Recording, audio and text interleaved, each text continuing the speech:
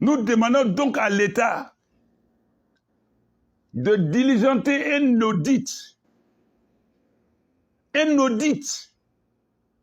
du Hajj, ne serait-ce que de 2019 à maintenant, je ne dis même pas 2020, 2019, 2020, 2021, 2022, ça là seulement, l'État n'a qu'à faire audit de ça seulement. Et puis, on n'a qu'à se retrouver à faire les états généraux du Hajj en Côte d'Ivoire. On va comprendre beaucoup de choses. Sinon, régler les problèmes superficiels là, ce n'est pas régler le problème du Hajj. Ce n'est pas régler le problème du pays. Ça va toujours ternir l'image du pays, de la communauté musulmane. Ça va toujours mettre en veilleuse l'effort que l'État fournit pour la communauté, pour aider les populations. L'État fournit des efforts, mais un groupe de personnes retient cet effort-là. Et en retenant ça, ça ternit encore l'image de nos dirigeants, de notre pays, de notre communauté. Nous disons non et non et non. Le quota des privés a été réduit pour renforcer la capacité du contingent étatique à convoyer le maximum de pèlerins restés ici depuis 2019, depuis 2020.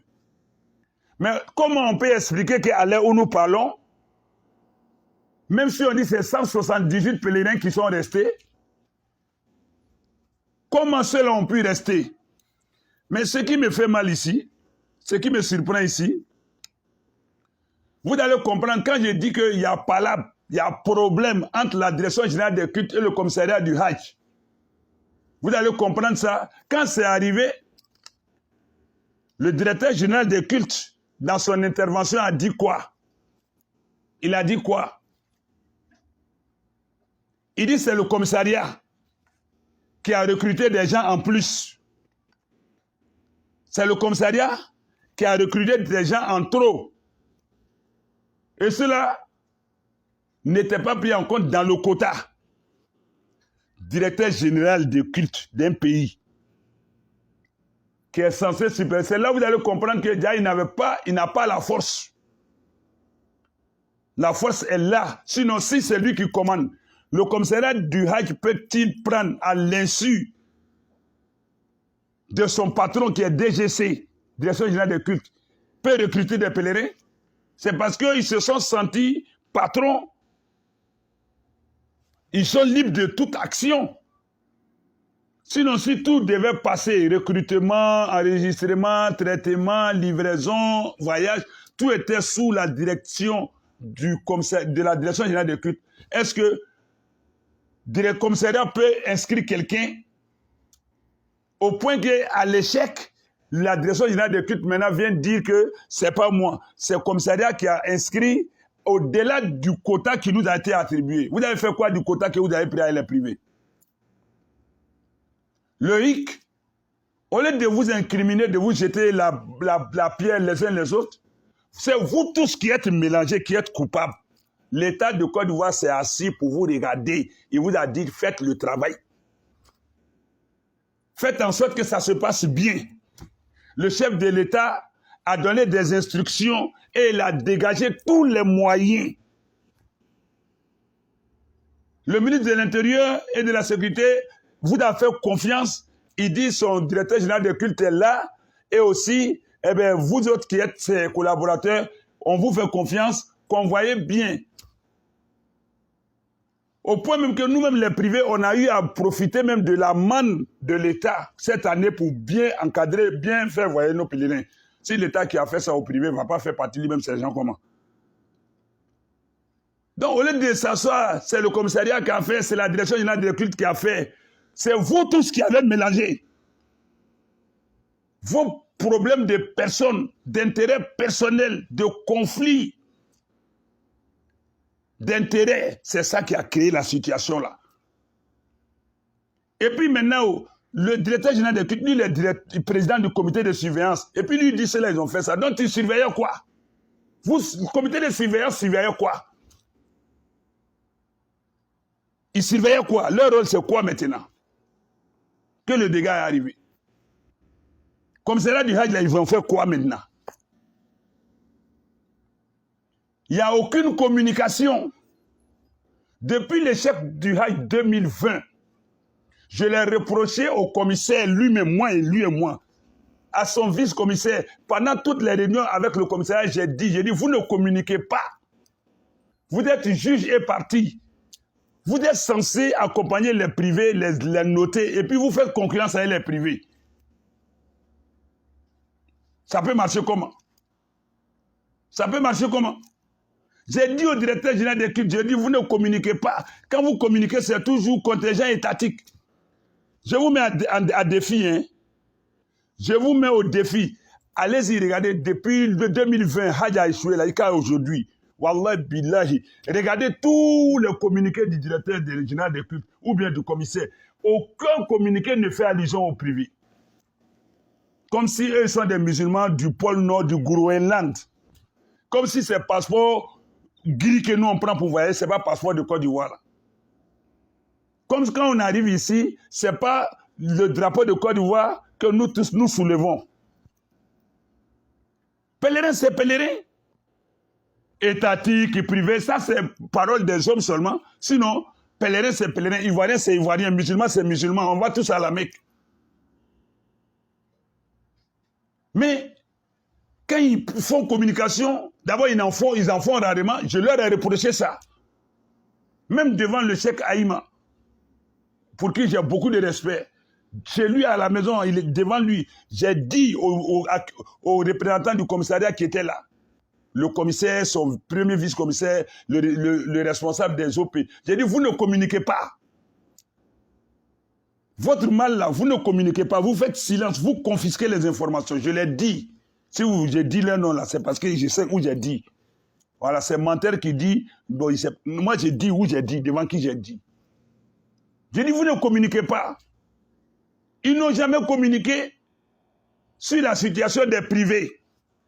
Mais ce qui m'a surpris, pour un petit échec, le directeur général de cultes sort, j'ai noté ses paroles. Il dit, par ailleurs, il nous a été rapporté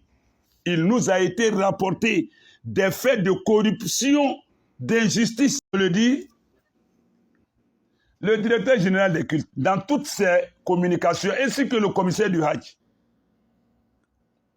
ont pratiquement jamais fait allusion à l'organisation privée, au contingent privé, aux pèlerins du privé, quand il s'agit de s'adresser à la nation ou de donner des directives. Ils ont essentiellement parlé des pèlerins de l'État, du contingent étatique. Comme si les privés n'existent pas. Comme si les privés n'existent pas. Mais bizarrement,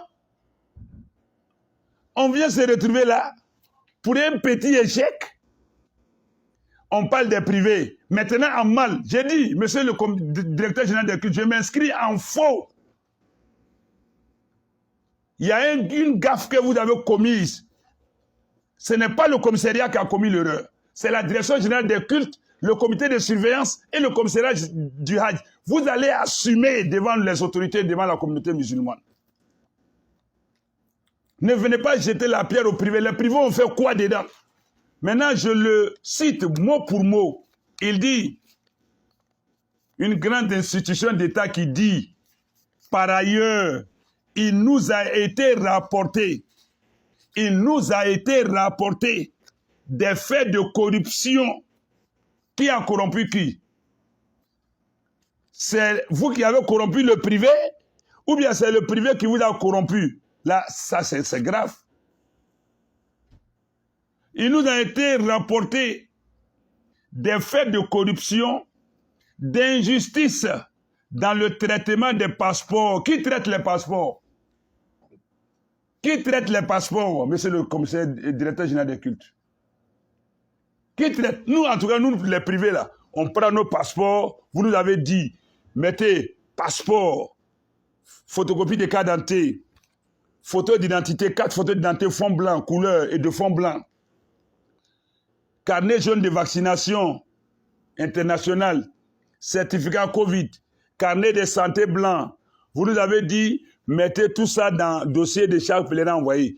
Nous, on a envoyé pour traitement chez vous. Mais nous, on a envoyé les dossiers au commissariat du Hajj.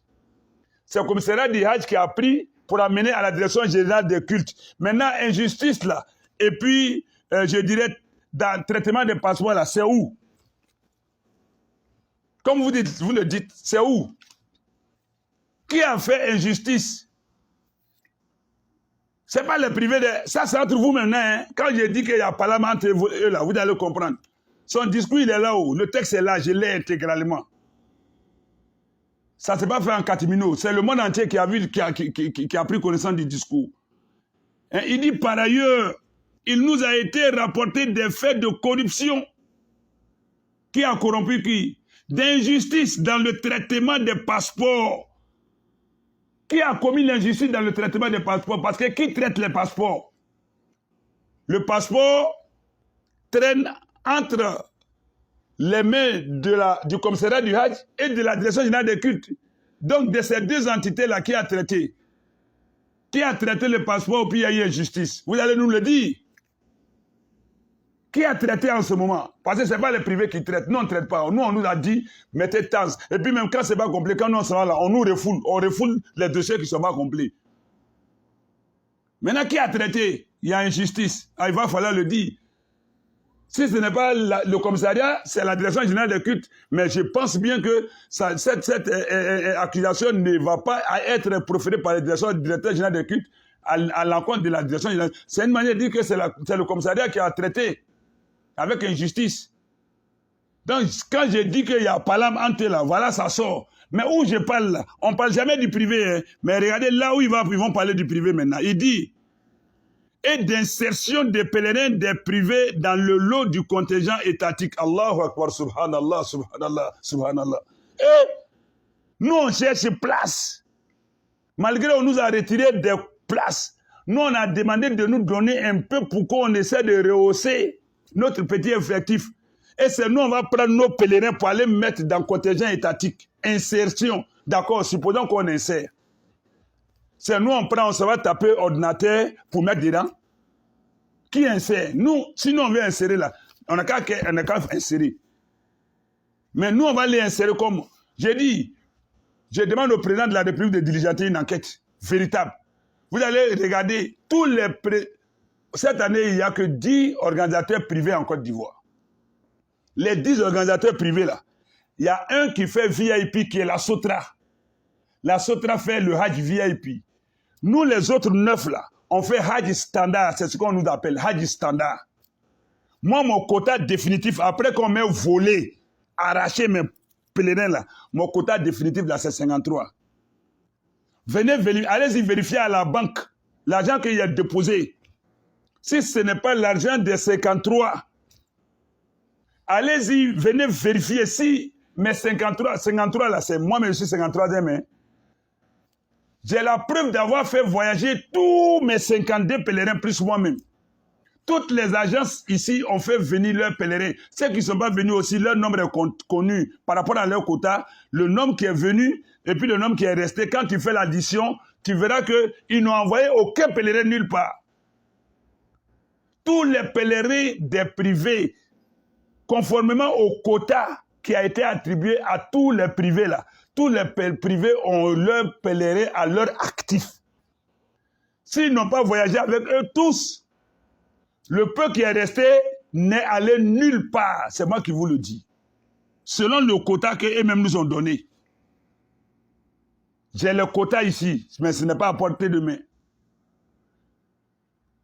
Presque toutes les agences ont voyagé avec leur 100% de quota qu'eux-mêmes nous ont donné. La seule agence qui n'a pas pu voyager avec ses pèlerins, sinon le reste de ses pèlerins, c'est l'agence Nasfat qui est en fusion avec Orga Voyage. Leur totalité est 110. Ça comporte un certain nombre d'agences, mais qui est piloté par Orga Voyage. Ils ont 110. Et dans ça, il y a 32 ou 31 pèlerins d'une constitution de cette fusion-là qui est Nasfat, qui n'a pas voyagé. Hormis cela, tous les privés ont voyagé avec la totalité de leurs pèlerins. à l'exception de quelques agences qui ont laissé 2, 3, 4 pèlerins peut-être. Mais quand on comptabilise tout, selon le courrier qu'ils nous ont adressé pour nous notifier nos quotas définitifs, vous allez voir que c'est le nombre net. Je demande au chef de l'État de diligenter une enquête, même dans le privé. Et je suis prêt à répondre. Je suis prêt à répondre. En ce moment-là, s'il faut dire des noms là-bas, on va dire des noms. Donc, je dis bien que aucun pèlerin de privé n'est parti à l'État. Wallahi, aucun. Ceux qui sont partis là, qui sont partis à l'État là, ça c'est ceux qui avaient déjà retiré leur passeport avant la finalisation du quota. Et là encore, c'est parce qu'ils ont vu une opportunité du côté de l'État. Je le dis. Moi, avant-hier samedi, j'ai croisé une de mes pèlerins, une dame, qui vient de Daloa, qui était avec une autre dame. J'étais à l'hôtel Amjad des femmes de l'État. Elle m'a vu, je ne l'ai pas reconnu, elle m'a salué. Elle m'a dit son nom que je ne vais pas dire ici. Elle dit, venez loin. Est-ce que tu me connais? Je dis, non, je ne me souviens pas de toi. Elle dit, moi, je suis une telle, une telle, une telle. Voilà, moi, je t'avais payé mon Hajj. Elle avait payé en 2020. Parce qu'elle était partie côté étatique. On lui a dit que c'est fermé, il n'y a plus place. Écoutez bien, hein? J'ai ça déjà, j'ai ces dossiers encore chez moi. J'ai leur contact encore chez moi. Je n'ai pas pu prendre ces références ici, mais j'ai les traces chez moi. Elle est venue s'inscrire en 2020 chez moi parce qu'au niveau de l'État, il lui a été dit qu'il n'y a plus de place. Je l'ai inscrite. 2020, il n'y a pas eu Hajj. Donc elle faisait partie de moi, mes rescapés. 2021, le Hajj a connu une augmentation. Elle et son mari m'ont dit qu'ils ne peuvent pas augmenter. Donc, de leur donner leur dossier. Qu'ils vont se préparer pour l'année prochaine, qui est 2022. Et ils ne font pas partie des rescapés de 2020 de l'État. Mais je leur ai donné et l'argent et les dossiers. Donc, quand il me parlait de ça, il a dit à sa camarade, celui-là, c'est un homme honnête. L'homme, il m'a donné mon argent au complet. L'autre femme de dire, ah, tu as vu, tu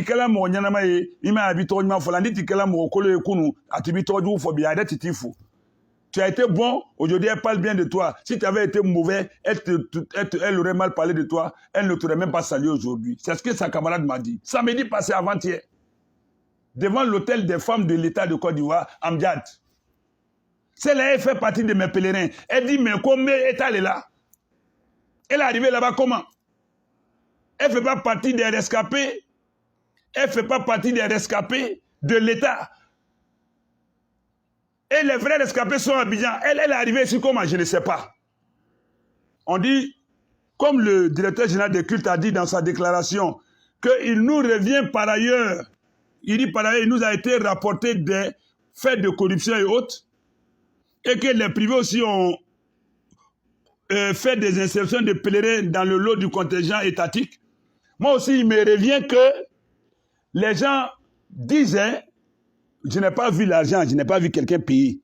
Je n'ai pas vu quelqu'un payer, mais il me revient que les places ont été vendues. Les places ont été vendues au détriment de leurs vrais dépositaires.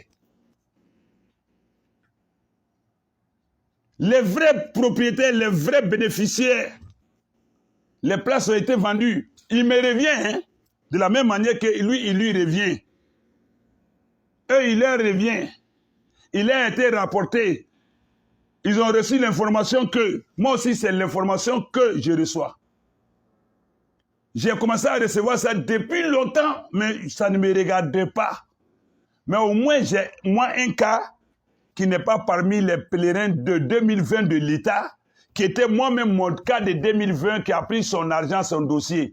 Mais aujourd'hui, là, qui est venu avec le contingent étatique. Elle seulement, si vous voulez ces références, je peux donner, peut-être ils vont refuser de répondre. Et il m'est revenu d'autres cas encore, où des gens même m'ont dit, Imam, si tu veux, je vais t'apporter les preuves. Moi, je leur ai dit, apportez-moi les preuves. Ils ne m'ont pas encore apporté les preuves. Donc, je ne dis pas que les places ont été vendues. Parce que je n'ai pas les preuves de la vente. Pour dire que parce que l'islam dit, Allah dit, Wala takfuma laysa laka bihi ilm. Ne te prononce pas sur ce dont tu n'as pas de connaissance. Inna sam'a wal basara wal fuada kullu ulaika kana anhu mas'oula. Ne te prononce pas sur ce dont tu n'as pas de savoir. Parce que le cœur et puis l'oreille, là, Allah va nous interroger dessus. Je n'ai pas encore vu quelqu'un en train de payer ou de vendre place. Il me revient aussi que ça a été fait. Sauf si les langues se délient, des gens acceptent de venir témoigner à visage découvert. Mais moi, il m'est revenu. Mais ce que je sais, c'est que moi, il y a cas de chez moi qui n'est pas parmi les pèlerins de 2020, même si c'est déjà beaucoup.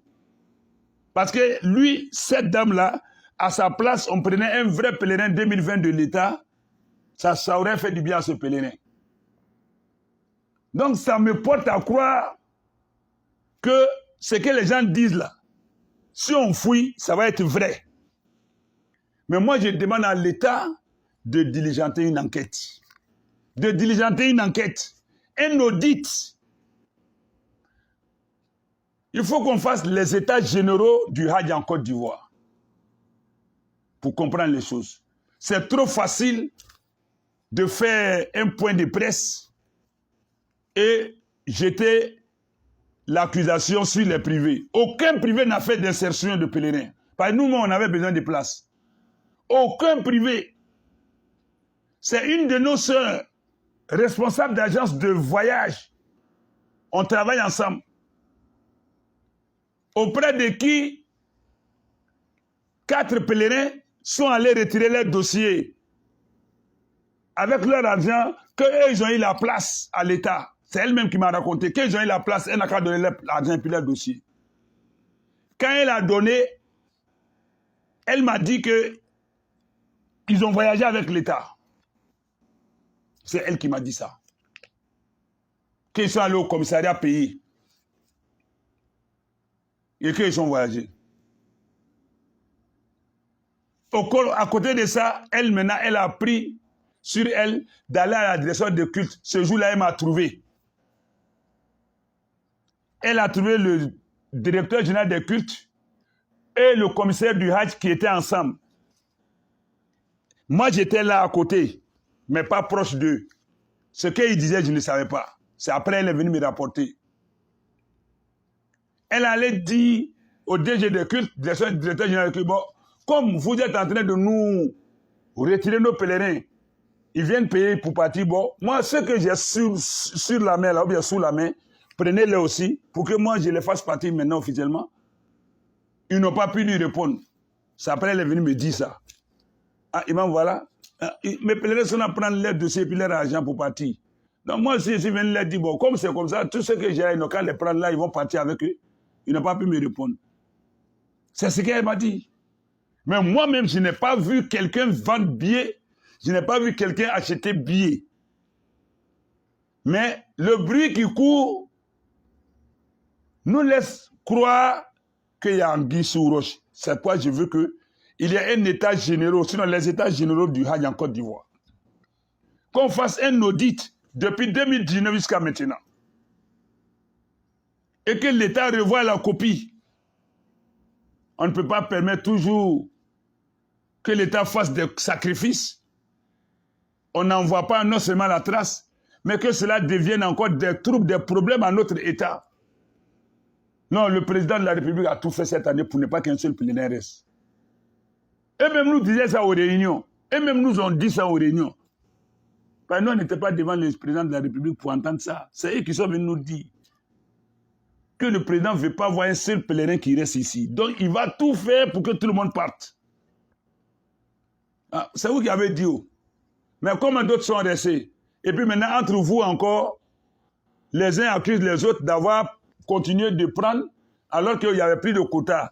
Les uns entre vous accusent les autres d'avoir fait de l'injustice dans les traitements. Les uns entre vous, vous accusez d'avoir fait corruption. Maintenant, c'est nous les privés, on nous touche, que nous on a fait insertion. Supposons que nous on ait fait insertion.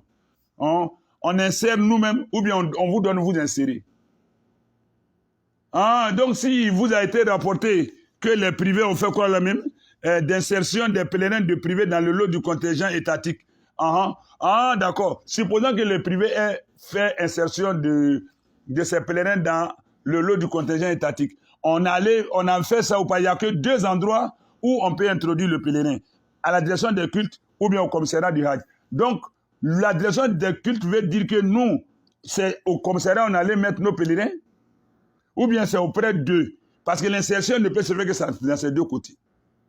Il y a eu le conflit où on a arraché à la direction générale des cultes son pouvoir, son CGPL et la CGFC que le commissariat a créé sa plateforme de gestion des pèlerins qu'on appelle CGFC, système de gestion des pèlerins de Côte d'Ivoire. La direction générale des cultes a sa plateforme, son système de gestion des pèlerins qu'on appelle CGPL. CGPL, CGFC, il y a conflit entre les deux pour traiter le même dossier, la même question des pèlerins. Bicéphalisme, conflit d'intérêts, conflit de personnes, problème de personnes. Le ministre d'alors dit, directeur de culte, il faut tout donner. Je donne toutes tes prérogatives au commissariat du Hajj. Si j'appelle là, fermez ça, on a fermé si j'appelle. On ne peut pas inscrire un seul pèlerin que par le canal du commissariat du Hajj, à travers la plateforme si j'appelle. Donc c'est eux qui ont pris nous nos pèlerins. Aucun pèlerin du privé n'est allé en déperdition. Je me porte garant pour dire que cela n'est pas arrivé. Si vous voulez, venez. Nous, tous les privés, on s'assoit et puis on fait le décompte. Toi, tu as combien comme quota? Combien ont voyagé? Combien n'ont pas voyagé? Bon, si on fait le total, vous allez voir. De 1000 et quelques pèlerins que nous devrions avoir, on se retrouve avec 870 pèlerins, le privé. Sur les 4527 pèlerins que l'Arabie Saoudite a donné à la Côte d'Ivoire, où nous on avait 1000 et quelques, ou bien c'est pas 2000 et quelques, aujourd'hui nous on s'est retrouvé avec 870 seulement. Et c'est dans 870 là encore, nous on va enlever des pèlerins pour aller mettre là-bas, où on s'attendait nous-mêmes à convoyer plus de 1000 pèlerins. On nous a tout arraché pour laisser 870. Et puis ces 870 là encore, on va enlever combien dedans pour aller inscrire à l'État. Et puis comment on peut inscrire? Là où même nos propres pèlerins, là, quand on va avec leur dossier, un élément manque, on nous retourne à leur dossier. Comment on peut introduire? Ce sont les pèlerins qui s'étaient retirés du fait du coût élevé du Hajj chez nous. On leur a retourné l'argent. On a pris d'autres pèlerins qu'on a remplacés avec. C'est simple. Tu veux ton argent, non, on te donne. Un autre vient, on le met. Les gens cherchaient place. Pour vivre la même là, à la fin, quand on nous demande, même moi-même, plus de combien de personnes m'ont demandé, Imam, il y a place chez toi? J'ai dit, il n'y a pas place. Combien de nos collaborateurs, les gens leur ont demandé place, ils disent, il n'y a pas place. Si ils te prennent, je ne pourrais pas faire ton visa, je ne pourrais pas t'inscrire. Nous, on a refoulé les gens. Maintenant, s'ils sont allés gagner place chez vous là-bas, ça c'est entre vous. Comme c'est vous qui l'avez dit, l'État doit diligenter une enquête pour aller voir, parce que ça a été dit. Pas par une petite personne, c'est une grande personnalité qui le dit. Mais ce que je veux dire en conclusion, c'est 2 choses. 2 choses. Je me plie au pied de l'État de Côte d'Ivoire. Je supplie son Excellence, Monsieur le Président de la République, Alassane Ouattara. Il a assez fait. Il a beaucoup fait. Il a trop fait, Monsieur le Président de la République. Ceux qui sont restés n'ont pas mérité ça. Wallah, ils n'ont pas mérité. Tant du privé, les 32 ou 31 personnes qui sont restées, parce que si l'État ne l'aide pas, ce dernier-là qui a 32 ou 31 pèlerins sous la main, il ne pourra pas payer les dettes. Il ne pourra pas payer les dettes. Il ne pourra pas payer les dettes. Parce qu'il a tout fait. Il a payé la compagnie aérienne, il a raté le voyage. Quand il a fini de faire le visa de tout, il a payé le logement, tout. Il ne va plus être remboursé, il a tout payé en Arabie Saoudite. Il ne lui restait que place pour venir. Il n'a pas eu place.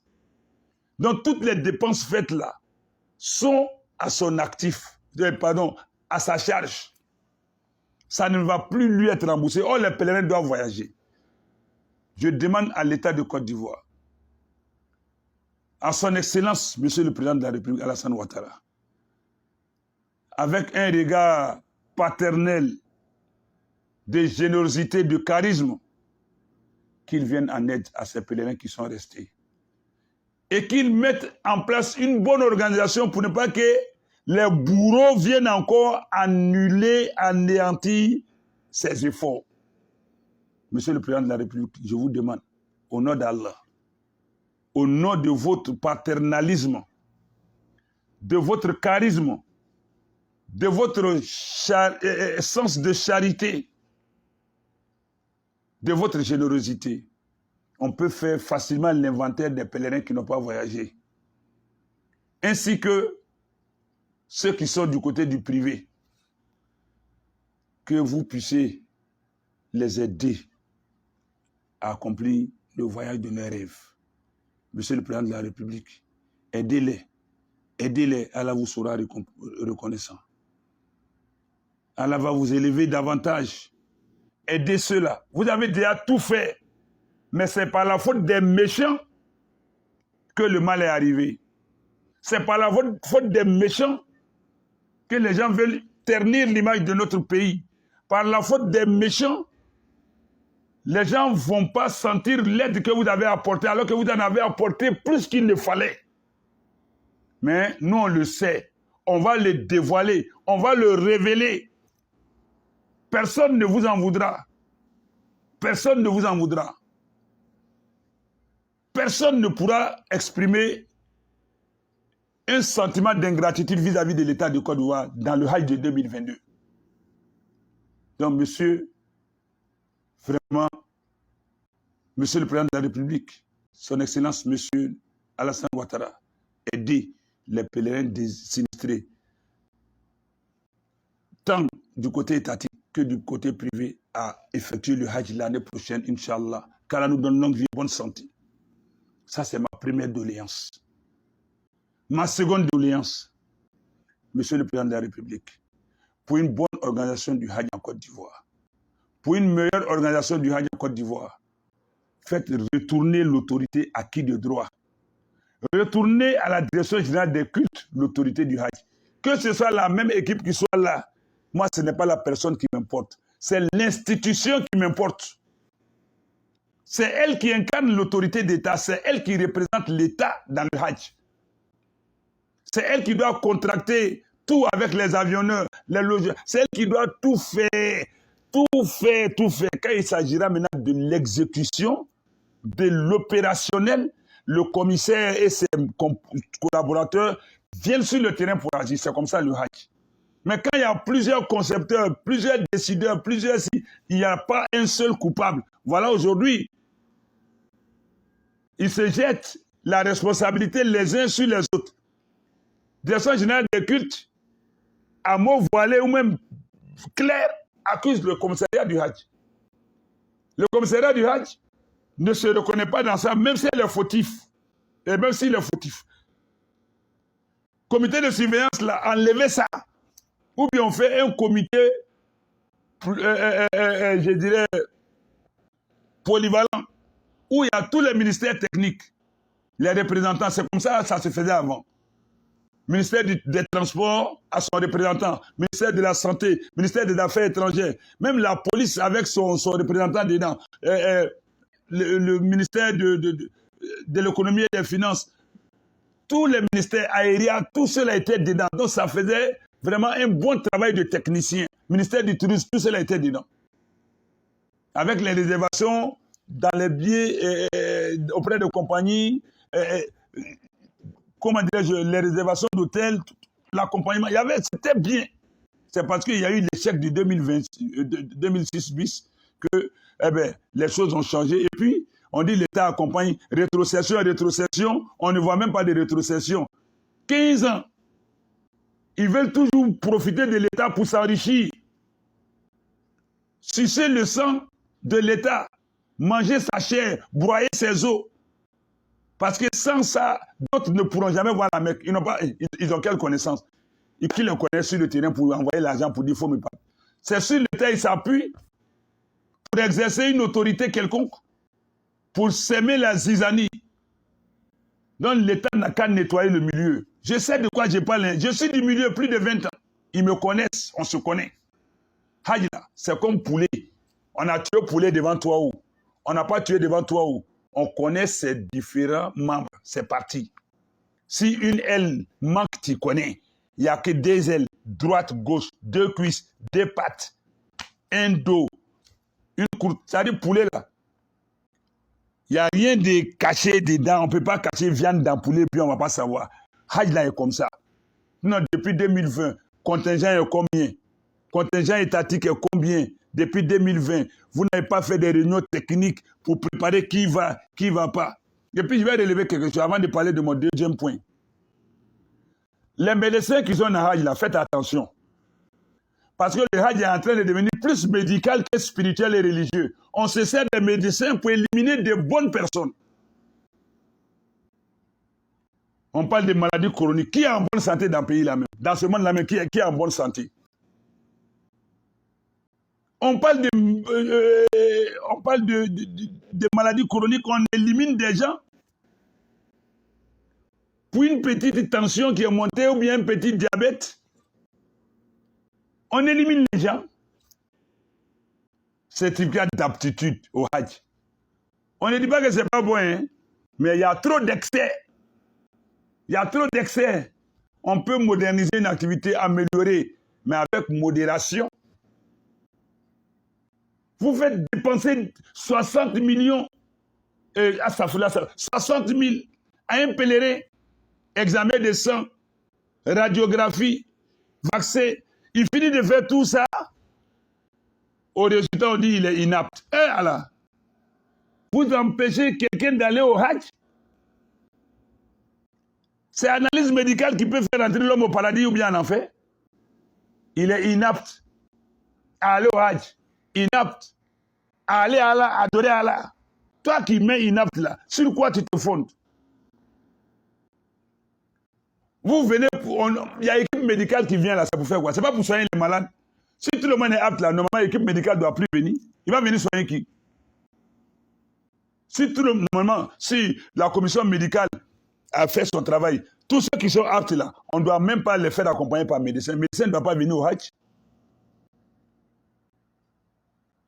Mais acceptons-nous, aidons-nous. Quelqu'un qui est malade, au moins vous avez fait ses examens, ses analyses, vous avez détecté sa maladie. Faites-le accompagner ou bien vous-même trouvez des moyens pour l'amener à chose. Quand on arrive ici, là, nous on voit les Pakistanais, les Bangladeshis, les Indiens, les gens des autres pays. Des gens même qui marchent, on dirait 1000 pattes ou bien escargots et tortues. Mais nous on les voit. Nous-mêmes, nos parents qu'on dit ils sont fatigués là, et ils les dépassent, ils voient la mosquée et puis ils reviennent les trouver, ils sont encore en train de partir. Et on ne les élimine pas chez eux. C'est nous, on veut se montrer comme blanc, on est trop développé. Non, le développement, là, il faut le faire avec raison, avec rationalité.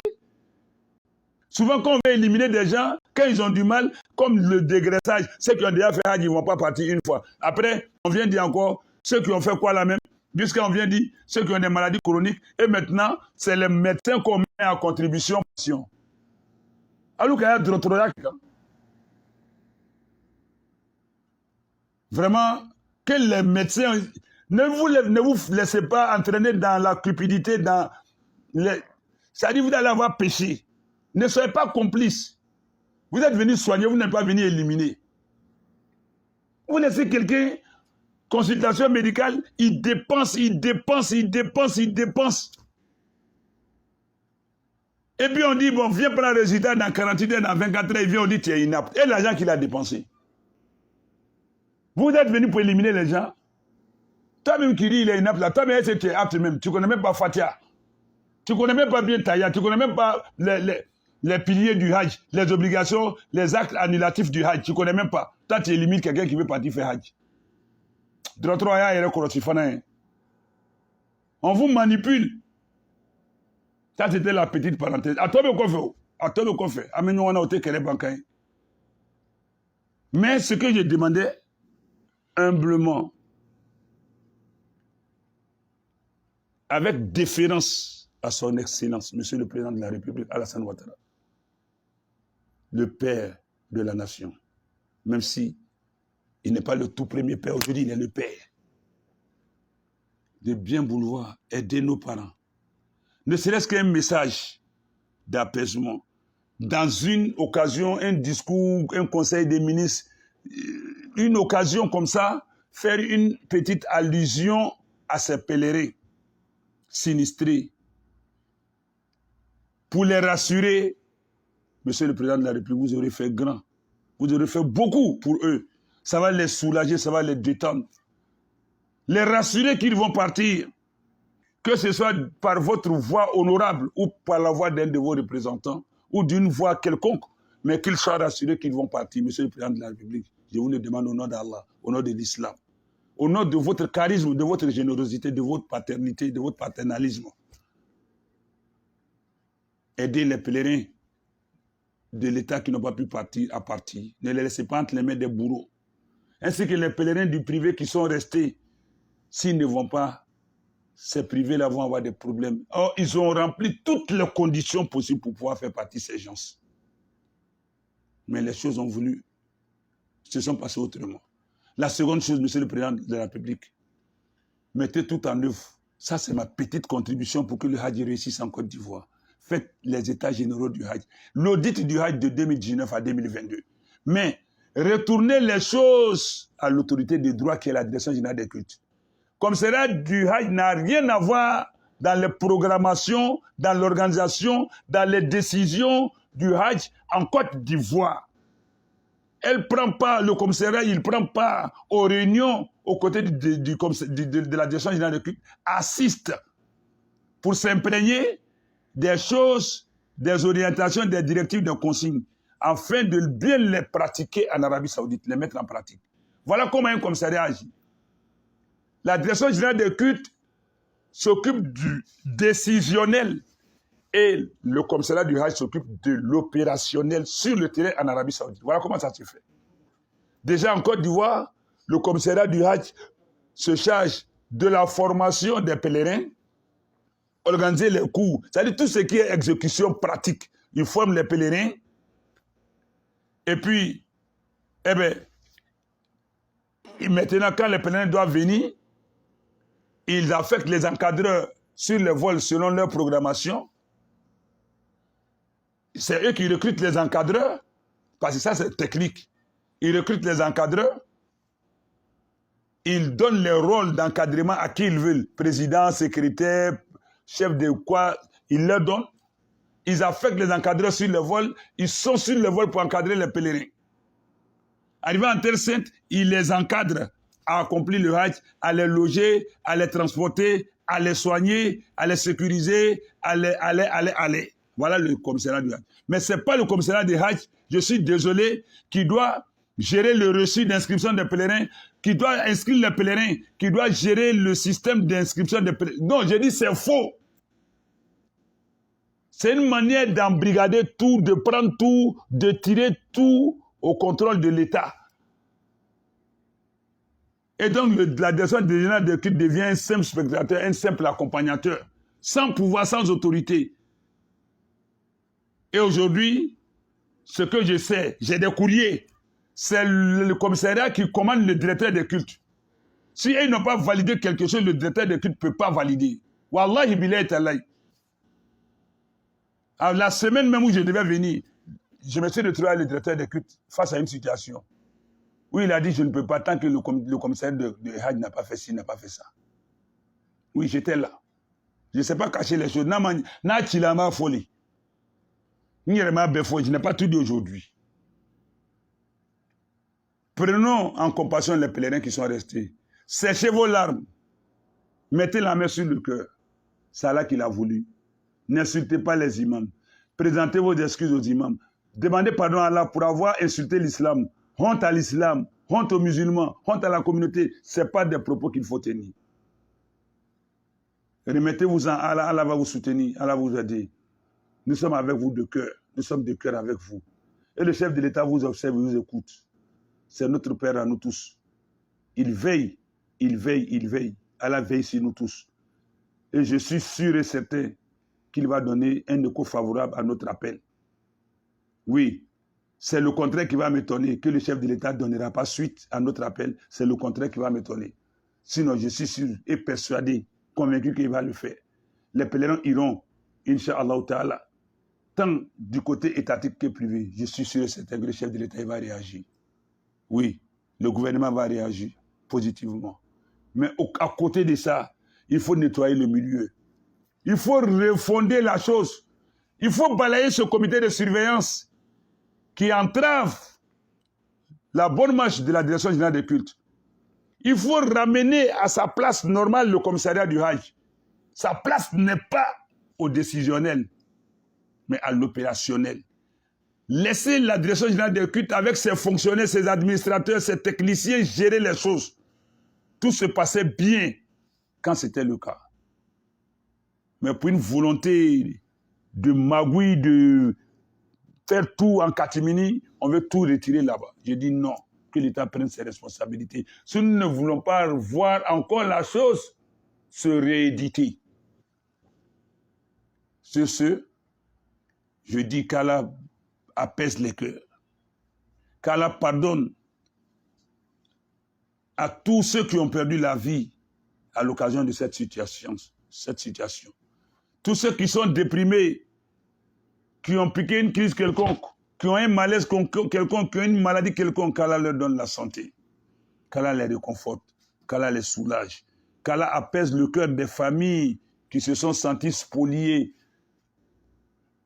frustrées, victimes d'injustice, qu'Allah les apaise, qu'Allah apaise notre pays, qu'Allah apaise notre pays, qu'Allah apaise notre pays, qu'Allah protège notre pays, qu'Allah protège nos souverains, qu'Allah protège nos autorités, qu'Allah donne la prospérité à notre pays et qu'Allah fasse de nous des hommes intègres, des gens désintéressés, des gens sans passion, des gens lucides, qui sont en harmonie, en cohésion avec leur conscience. Quand on ne crée pas Allah, on ne peut pas faire activité de Hajj. Le travail du Hajj est fait pour nous rapprocher d'Allah. Mais quand on ne craint pas Allah, quand on y vient, on s'éloigne d'Allah, on va vers Satan. Parce que pour gagner l'argent, c'est rapide. La magouille est rapide, mais c'est la crainte d'Allah qui nous éloigne de la magouille. Qu'Allah nous éloigne de la magouille, du mensonge. Qu'Allah protège notre pays. Qu'Allah bénisse la Côte d'Ivoire. Qu'Allah fasse rayonner l'image de l'islam en Côte d'Ivoire. Qu'Allah instaure la cohésion, la bonne entente entre les fils et filles du pays. Et qu'Allah fasse que cet épisode noir-là soit un souvenir lointain, soit oublié le plus vite possible. Et nous qui sommes ici, tout ce que nous allons faire comme bénédiction, qu'Allah agrée pour nous, nos proches, nos familles, nos parents et notre pays et le monde entier. Et qu'Allah nous fasse retourner sains et saufs au pays et trouver aussi le pays dans le bonheur, la paix, la stabilité et la cohésion. Je vous remercie. Si j'ai écorché des gens, ce n'est pas voulu, mais c'est ma nature. Je ne peux pas changer ça. Voilà, ça, c'est pas... Voilà, c'est sans façon, ni passion, ni fantaisie, ni complaisance. C'est comme ça qui est là. Nous, laissons-nous faire, c'est comme ça on est. Voilà, vous prenez ça comme ça. Mais, pardonnez-moi si je vous ai écorché. Salam alaikum wa rahmatullahi wa barakatuh. À la prochaine, Inch'Allah.